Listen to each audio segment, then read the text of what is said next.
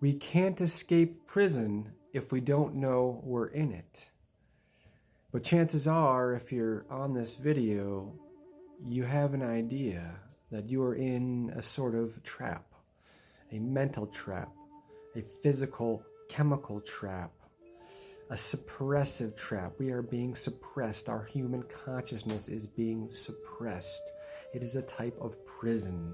It is a type of prison where we identify with the ego. We identify with the actor. We think we're doing something. We think we're the actor. We identify with emotions. And they keep us trapped in this mental trap.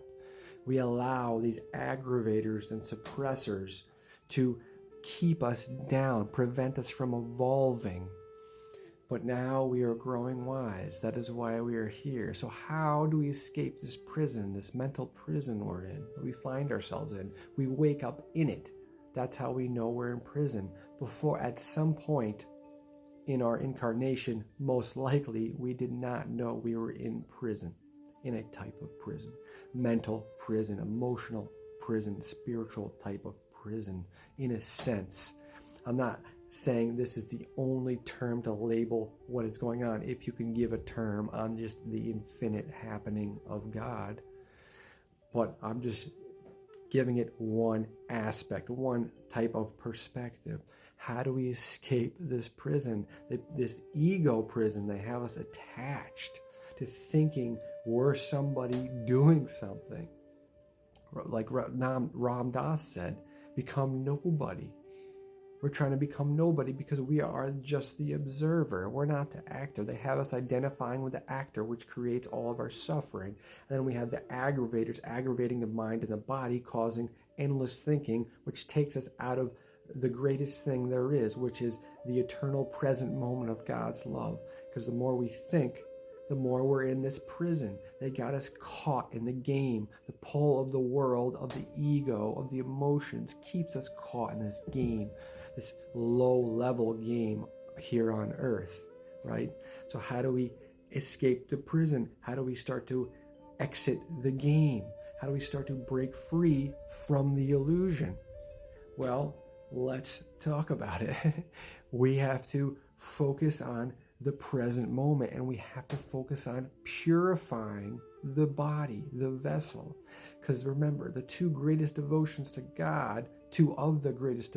God are purifying the temple, which is God, and staying present, which is surrendering completely to God's eternal love.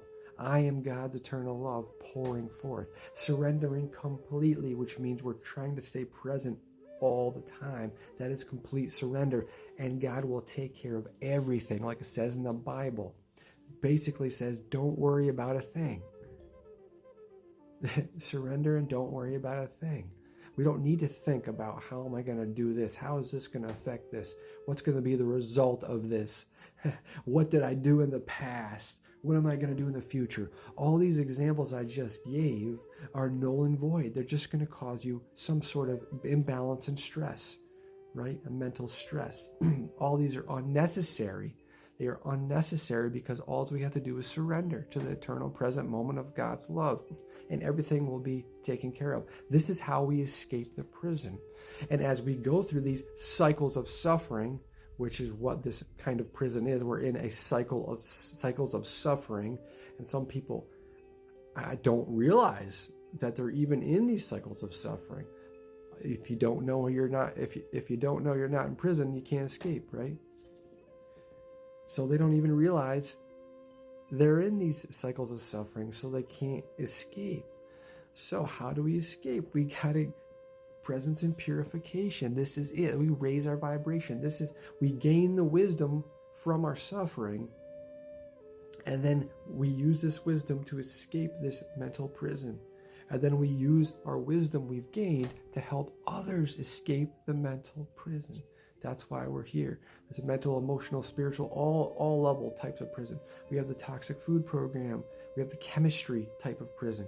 The self-limiting population that they've given us prison with these foods. And when we break out of that, we got the emotional, the ego prison. We identify with the actor. We have all these different types of prisons, and we have to just keep doing the work on the path of presence and purification to break free of each one of these. And the more and more we stay present, the more we meditate and stay present as much as possible, the more we're breaking free from this. The more we purify the body, the more we are opening up our channels and cleaning our channels. And we bring, all this comes together, it starts coalescing. And the more we're able to let the divine work through us. So this is how we break free from the prison. We have accomplished the first major step, which is acknowledging we're in prison. We're in a mental, spiritual, emotional, etc., physical prison. That's just a term we're giving it. You don't have to apply it too strictly. Okay, realizing you're in the game. Realizing you are the observer and not the actor. Realizing that you can only make one decision ever. You can only ever do one thing, and that's the thing you do. You could never do anything else because you can only act based off of your chemistry, conditioning, and level of understanding. This is what's called like nature running off or karma running off, and that's all we are. So when we get worked up and stressed out and anxious and all this other stuff, we're just getting caught in the game. That's all there is. Don't need to judge yourselves for it. Say, okay, I'm getting caught in the game. And once we can start recognizing that we are getting caught in the game, we can start recognizing everywhere, or almost everywhere, because it's a perpetual type of game, that we're getting caught in there. And then that's when you start to break free from it. Oh, there it is. I'm getting caught there. So let's focus and break free from that. Oh, I'm getting caught over here. Break free from that. So eventually you're breaking more and more of the illusion and coming into more and more center, some sort of center balanced place with the truth, with the reality of the universe, and God is everything. We are God. I am God's eternal love pouring forth. And that's when we can do our highest good. We're just letting the divine flow. However it does, it's going to be different for each one of us. And another thing to consider is our suffering. We gain our wisdom from our suffering. Each of us has specific sufferings that we are to gain specific wisdom for, so we can help whoever with this wisdom. That's not going to be the same for everybody. Not everybody's going to obviously everybody has a completely different experience and perspective. And what we can do with that is use that and share it with others, so we can possibly help others and ease the suffering on the planet. And as we raise the collective humanity out of the collective suffering, cycles of suffering, that's how we raise our vibration and break free from all these types of prisons and all these suppressive forces that are suppressing our consciousness and preventing us from evolving and becoming the highest version of humanity collectively possible. They're preventing that, and they have been, because they're using us as a type of energetic slavery type of source, a planet. They're controlling the ants with their little invisible levers of controlling beings and people, and taking over whatever they're doing. Let's not get too much into that. Anyway, we kind of already did. Thank you for joining me, my friends. Just wanted to take a quick minute tonight, getting these videos out while I can, while it's coming through me. The divine is letting me know to continue. It's telling me, well, we're not going to stop giving it to you, so just keep giving it out. My list of videos is very long, and it keeps. Sometimes I get like 5 or 6 a day, and I'm writing them down on my phone. And there's quite a bit. So I have quite a bit of different topics I love to cover. I'd love to hear from you guys.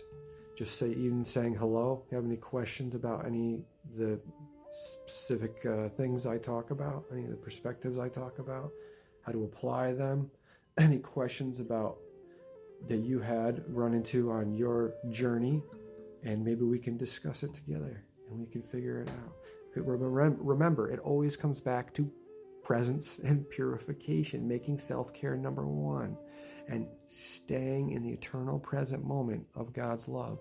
I am God's eternal love pouring forth. Namaste.